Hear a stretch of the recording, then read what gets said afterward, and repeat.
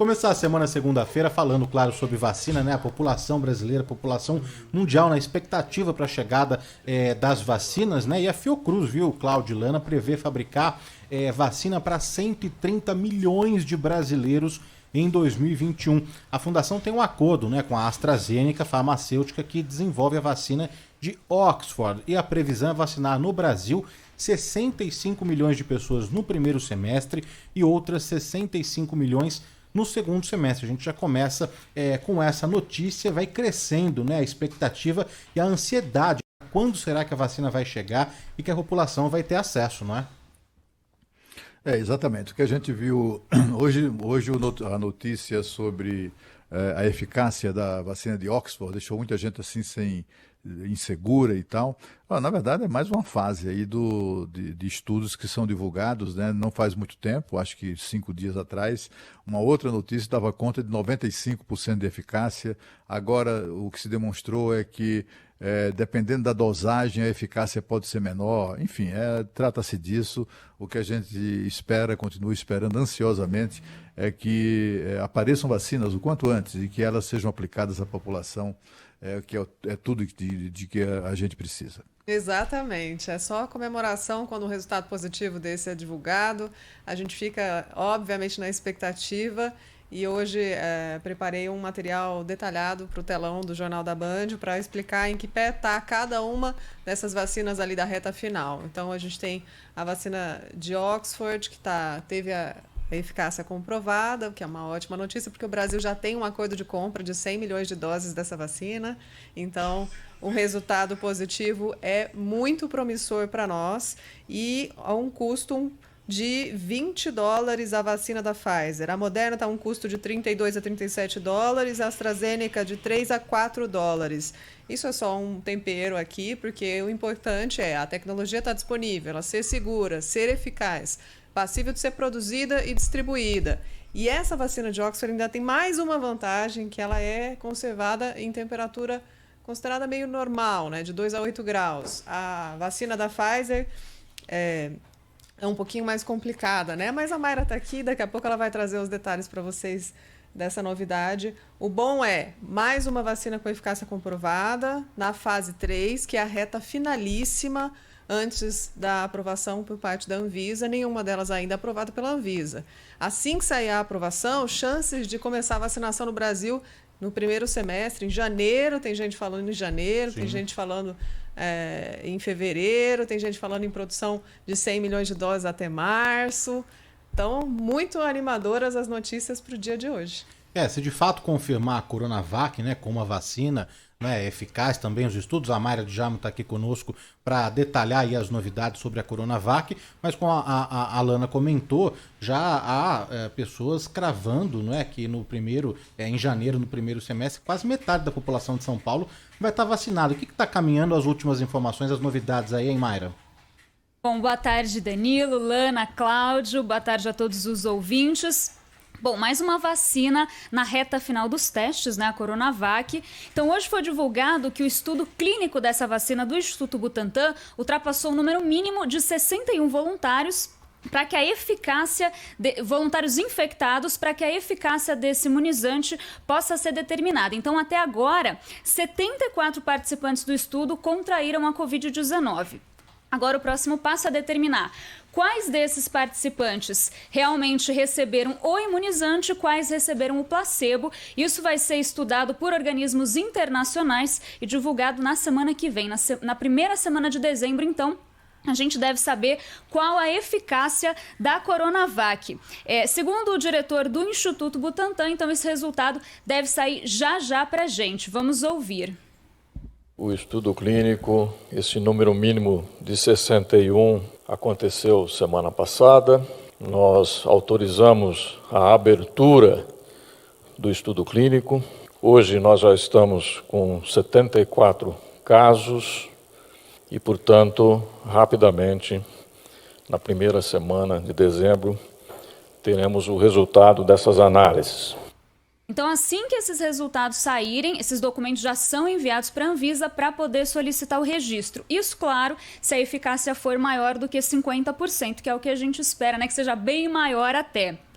E o secretário de Saúde do Estado, como vocês estavam falando, estima que, então, em janeiro a gente já possa começar essa vacinação. Inclusive, o Jean Gorenstein afirmou que a vacina do Butantan deve ser a primeira disponível no país, já que em meados de janeiro a gente deve ter 46 milhões de doses disponíveis. A expectativa é que, já no mês de janeiro próximo, a Anvisa tenha aprovado a Coronavac e com os 46 milhões de doses disponíveis, o Instituto Butantan, em conjunto com o Programa Nacional de Imunização, terá a possibilidade de vacinar brasileiros de todo o país.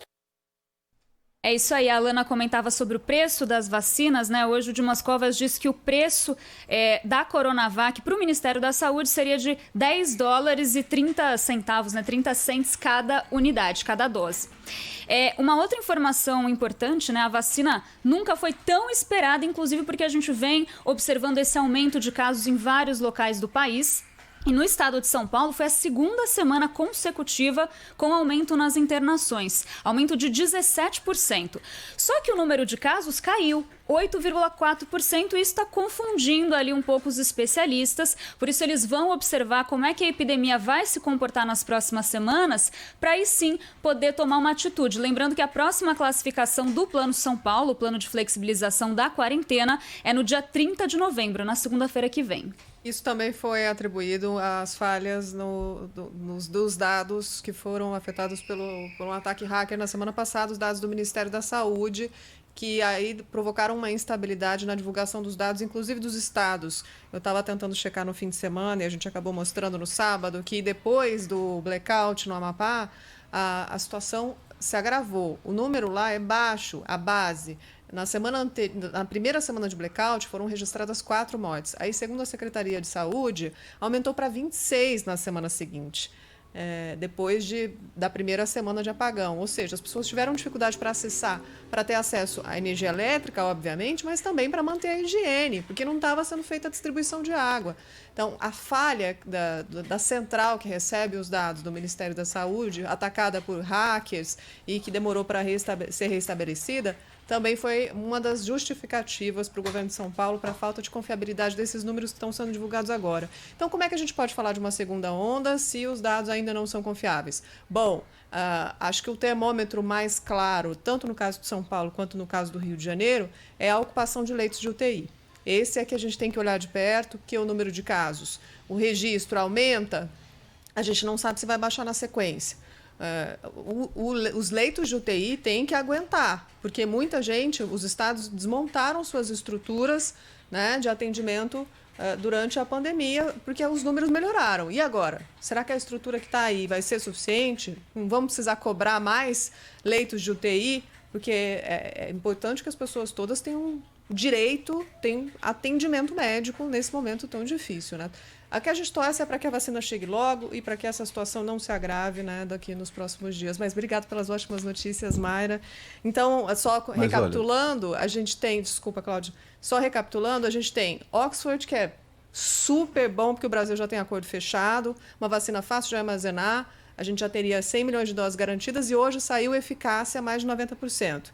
Em segundo lugar, a gente tem Pfizer. O Brasil não tem acordo. Uma proposta foi apresentada pela fabricante ao Brasil, então a gente não garantiu a compra das doses, mas a eficácia comprovada acima de 90%. E em terceiro nessa fila tem a Coronavac, que vai publicar na semana que vem os estudos para comprovação da eficácia, já tem acordo com o governo de São Paulo para 46 milhões de doses agora e 100 milhões de doses até março, e pode fechar acordo com o Ministério da Saúde, essas 100 milhões só com a ajuda do Ministério da Saúde.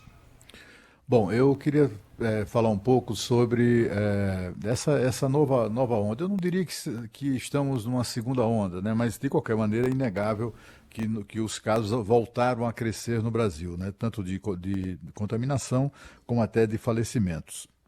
Então, assim, eu fico muito espantado como é que as autoridades, nem sanitárias, nem as autoridades políticas, mexem num assunto que eu acho que é central, que motivou essa nova onda de contaminação no Brasil, que foram as eleições municipais deste ano, né?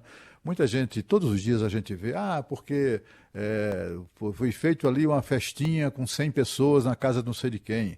Aí a vizinha não gostou, chama a imprensa e denuncia, chama a polícia, não sei o quê. Aí tem lá um show um show qualquer, como é que chama isso? Um pagode que juntou 200 pessoas, isso como é que não pode? Um show com 1.000 pessoas. Ou a torcida do São Paulo que se concentrou na porta do Morumbi no dia do jogo contra o Flamengo, tinha ali umas 1.000 pessoas, 2.000 pessoas, se tanto. Isso também foi denunciado como intolerável e eu não vi ninguém mexer, ninguém citar as aglomerações provocadas pela campanha municipal deste ano, né? Eu só estou lembrando essa história para enfim, para registrar aqui uma posição que é do prefeito reeleito de Belo Horizonte, reeleito, aliás, com quase 70% dos votos, o Alexandre Calil, em que ele, depois da eleição, ele falou sobre, e eu concordo plenamente com ele, a grande irresponsabilidade que foi promover eleições municipais este ano. Foi uma grande irresponsabilidade. Foi, mais do que isso, um erro grotesco do Congresso Nacional, da Justiça Eleitoral, que pressionou para essa decisão. As pessoas, essas lideranças políticas que deviam estar na vanguarda do entendimento, né, do que se passava no Brasil, muito pelo contrário, elas demonstraram com isso, se negando, por exemplo, a aprovar uma emenda que já estava pronta para ser votada, né, que prorrogava os mandatos os mandatos municipais de vereadores e prefeitos, né, mas só que prorrogados esses mandatos, eles não teriam direito à reeleição, e essa prorrogação podia ser por 6 meses, 1 ano. A emenda original previa a prorrogação por 2 anos, para coincidir as eleições municipais com as eleições gerais, mas eu nem aspiraria tanto. Agora, eleição este ano, de fato, foi uma irresponsabilidade. A campanha foi desenvolvida em todo o país do mesmo jeitinho que todas as outras, né? Com concentração. Inclusive, eu queria, se o Danilo pudesse mostrar aí para os nossos ouvintes que nos acompanham pelo YouTube, uma foto mostrando uma cena de uma dessas campanhas eleitorais. Não é importante mencionar o município, posso até fazê-lo, mas é uma concentração, um comício de um candidato do MDB, e que mostra assim, uma concentração de milhares de pessoas, até grande parte delas usando máscara, mas todo mundo juntinho ali, todo mundo cheirando o cangote um do outro, né? E uma concentração que não há perigo de uma coisa como essa não ter favorecido a contaminação de muita gente. Não há como isso não ter acontecido, né? Não apenas nesta foto que a gente está aí que a gente pode ilustrar essa questão, mas também em outras ocasiões. Foram feitas carreatas, né, caminhadas, candidato beijando criancinha, candidatos abraçando eleitores, né? Eu tenho imagem aqui de candidato dançando com eleitora, né? Ali agarradinho e não sei o que, todo animado e sem máscara, né? Então, assim, é preciso que o país, né, rediscuta isso, né? Seja mais responsável, né? Quando a gente fala da necessidade de não promover e nem participar de aglomerações, né? Isso inclui a classe política, isso inclui a política, né? É como se não fosse politicamente correto apontar o dedo para essas concentrações, né? Para essas aglomerações. Fica parecendo o repórter de uma emissora de televisão concorrente que, cobrindo a eleição dos Estados Unidos, fez uma ginástica, coitado, danada, para evitar a expressão aglomeração, para definir um monte de gente, partidários de Joe Biden, que estava todo mundo junto lá na frente de uma sessão eleitoral. E ele o tempo todinho tentando evitar a expressão aglomeração, porque a aglomeração é uma coisa usada somente para quem é conservador, né? Para quem faz coisas irresponsáveis, para quem é de direita, para quem é... Agora, quando se trata de criticar de uma maneira geral, que isso aí é uma crítica que não tem partido, não tem lado, não é? Não existe vírus de direita e de esquerda, não existe isso, existe atitude irresponsável, né, de aglomeração. E a eleição municipal deste ano foi uma irresponsabilidade porque foi a garantia, foi a promoção de aglomerações, né? E é só você verificar as datas. A Mayra, que é a nossa especialista em termos de Covid, que tem sido tão competente na cobertura desses eventos, É só verificar as datas, né? As semanas em que o número de infectados começou a crescer. Muita gente fica atribuindo esse crescimento de infectados às pessoas que estão mais descuidadas, gente que deixou de usar máscara, gente que... Até que isso também é verdade, né? Mas não foi casual. Não foi casual que esse crescimento de contaminados tenha ocorrido durante digamos assim, o auge da campanha eleitoral, que foi exatamente ali as 2 semanas que antecederam o pleito de 15 de novembro. Só para dizer, só para lembrar que essa conta o Congresso Nacional e a Justiça Eleitoral deve ao povo brasileiro. Humberto, só queria pontuar contigo, acho que na teoria, né, pelo menos as medidas de segurança propostas, se tivessem sido seguidas à risca, poderiam ter evitado isso que você aponta como um problema, concordo, acho que a gente pode ter efeito sim nas curvas dos estados e eu vou ficar de olho nos números. E além da eleição, acho que as pessoas têm que perceber que os cuidados têm que ser tomados o tempo todo, né? No exercício da sua cidadania, na sua ida ao supermercado, na sua necessidade de fazer uma consulta médica que é inadiável. Essas ponderações são diárias, são dúvidas que a gente tem que enfrentar. Mas, obviamente, a gente não tem que fazer aglomeração se for possível evitar. Em Caraúbas, por exemplo, o prefeito da cidade, vencedor, Júnior Alves, fez uma festa na rua. Ele chamou a população para comemorar a vitória dele. Em Açu, também teve festa puxada por trio elétrico, com a presença das autoridades. E a gente mostra essas imagens também logo mais no Jornal da Band. Lana, isso foi no país inteiro. E quando o prefeito que vence diz, bom, foi ótimo que vocês tomaram cuidado antes de votar, durante votar, agora vamos comemorar.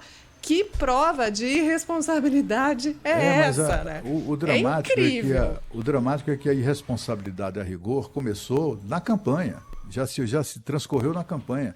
Essa foto aí que nós estamos mostrando, para quem está no YouTube está vendo, todo mundo vestidinho de camisa verde, etc., essa multidão aí, foi numa cidade pequena, uma cidade de Viçosa, no Ceará. Lá. E está aí, o candidato a prefeito, Zé Firmino, do MDB, fez lá um comício, está lá todo mundo, a cidade inteira ali, fungando num cangote do outro. Terrível. E aí, com isso, favorecendo a contaminação. Eu vi imagens, aliás, tenho visto todos os dias, imagens do prefeito Bruno Covas, do seu adversário Guilherme Boulos, no meio da rua, cheio de gente, né? Um monte de gente, favorecendo a aglomeração.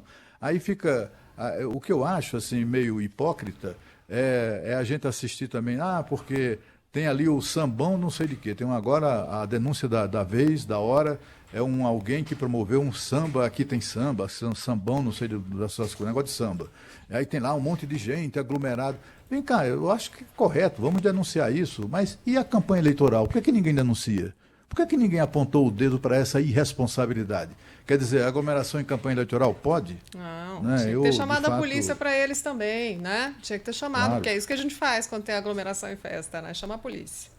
Você sabe, Cláudio, só para complementar aqui, essa foto aqui ilustra, né, a campanha política, a eleição na rua, mas esse fim de semana eu tive acesso a algumas fotos e uns vídeos de uma casa de show que reabriu aqui em São Paulo, na Zona Oeste, um show de um pagodeiro conhecido, e a própria casa de show publicou nas redes sociais vídeos, todo mundo sentado nas mesas, né? Era de fato separado ali por mesas, mas todo mundo sem máscara, uma aglomeração, todo mundo perto ali, e devido à tamanha, né, a quantidade de críticas que essa casa de show recebeu, eles depois decidiram apagar esse vídeo das redes sociais, só deixaram as fotos do pagodeiro em cima do palco. Mas o que está acontecendo é um absurdo, não é? A alta da Covid, não é? Ainda a prefeitura e o estado permitindo a realização de shows, abertura de bares em restaurantes, não é? A portaria da cidade de São Paulo, ela só permite eventos com até 600 pessoas e inclusive, tá aqui na portaria, inclusive shows com o público em pé. Então você vê uma casa de show ali num espaço fechado, aquela aglomeração para ver o pagodeiro, assim não dá e não vai acabar bem, não é? É isso aí. Agora, assim, as medidas de relaxamento, né, que têm sido adotadas pelo governo de São Paulo, pelo prefeito de São Paulo, pelos governadores de uma maneira geral, prefeitos Brasil afora, etc., essas medidas não provocaram o ressurgimento do vírus, não provocaram o aumento do vírus, muito pelo contrário. Era o que a gente, para mim, inclusive, foi até uma coisa surpreendente, né? Porque o que se esperava era de avanços e recuos nessas decisões, né? Reabre o comércio, reabre shopping, aí fecha de novo, né? Eu esperava que fosse um vai e vem assim. O que se viu que não, que as pessoas estavam, os comerciantes, fosse qual fosse seja qual for a atividade, né? De fato, as pessoas adotaram cuidados, né? Pelo menos os comerciantes, eu não digo a clientela, mas os comerciantes tinham a responsabilidade de manter cuidado, de estabelecer, fixar, né? Um protocolo ali de acesso à loja, etc. Inclusive entregando. Aqui em Brasília eu vejo isso, no fim de semana tive notícias disso, né? De lojas em que as pessoas fazem fila para entrar, só entra um determinado número de clientes, e todos com distanciamento, todos de máscara, e a loja muito atenta, as lojas muito atentas em relação a isso. Quer dizer, os comerciantes cumprem esse papel, né? Um papel ali de fiscalizador, né? Que põe ordem na bagunça. E na campanha eleitoral, quem é que fez isso? Né? Será que os senhores da Justiça Eleitoral vão se responsabilizar por isso? Será que a Câmara dos Deputados, o Senado Federal, vai fazer um meia-culpa? Puxa vida, foi um erro não ter prorrogado os mandatos municipais e cancelado essas eleições. Eles farão essa meia-culpa? Eu duvido.